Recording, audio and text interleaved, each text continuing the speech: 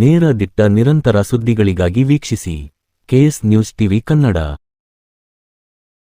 ಭಾರತೀಯ ಜನತಾ ಪಾರ್ಟಿ ಹರಪನಹಳ್ಳಿ ತಾಲೂಕ ಮಂಡಲದ ವತಿಯಿಂದ ಹರಪನಹಳ್ಳಿ ಪಟ್ಟಣದ ತೆಲುಗರ ಓಣಿ ಶ್ರೀ ರಾಮಾಂಜನೇಯ ಮಂದಿರ ಪಕ್ಕದಲ್ಲಿರುವ ಬಿಜೆಪಿ ಕಚೇರಿಯಲ್ಲಿ ದಿನಾಂಕ ಜೂನ್ 23, 2025 ನಕ್ಷತ್ರ ಚಿಹ್ನೆರ ಸೋಮವಾರ ಡಾಕ್ಟರ್ ಶ್ಯಾಮ್ ಪ್ರಸಾದ್ ಮುಖರ್ಜಿ ಬಲಿದಾನ ದಿವಸ ಕಾರ್ಯಕ್ರಮ ಮಾಡಲಾಯಿತು. ಈ ಸಂದರ್ಭದಲ್ಲಿ ಸಭೆಯನ್ನು ಉದ್ದೇಶಿಸಿ ತಾಲೂಕು ಅಧ್ಯಕ್ಷ ಕೆ. ಲಕ್ಷ್ಮಣ ಮಾತನಾಡಿ, ಶ್ಯಾಮ ಪ್ರಸಾದ್ ಮುಖರ್ಜಿಯವರು ಸಮಗ್ರ ಭಾರತದ ಏಕತೆಗೋಸ್ಕರ ಹೋರಾಟ ಮಾಡಿದಂತವರು. ಜಮ್ಮು ಕಾಶ್ಮೀರದಲ್ಲಿ ಆರ್ಟಿಕಲ್ 370 ಕಾನೂನು ಜಾರಿಗೆ ತರುವುದನ್ನು ಪ್ರಬಲವಾಗಿ ವಿರೋಧಿಸಿದಂತವರು. ಜಮ್ಮು ಕಾಶ್ಮೀರವನ್ನು ಭಾರತದ ಉಳಿದ ಭಾಗಗಳೊಂದಿಗೆ ಸಂಯೋಜಿಸುವ ಕಾರಣಕ್ಕಾಗಿ ಹುತಾತ್ಮರಾದರು.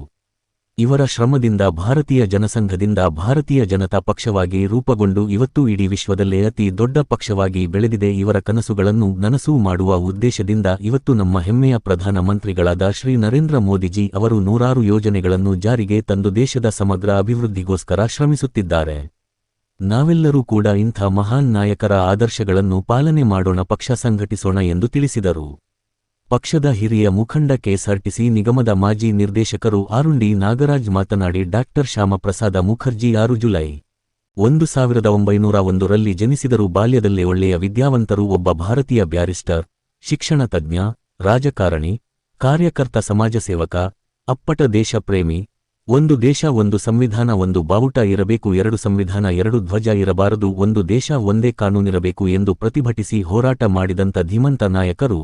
ಜೂನ್ 23, 1953ರಲ್ಲಿ ನಗೂಢವಾಗಿ ಜೈಲಿನಲ್ಲಿ ಸಾವನ್ನಪ್ಪಿದರು. ಇವರ ಆದರ್ಶ ನಮ್ಮೆಲ್ಲರಿಗೂ ಸ್ಫೂರ್ತಿದಾಯಕ ಎಂದು ತಿಳಿಸಿದರು.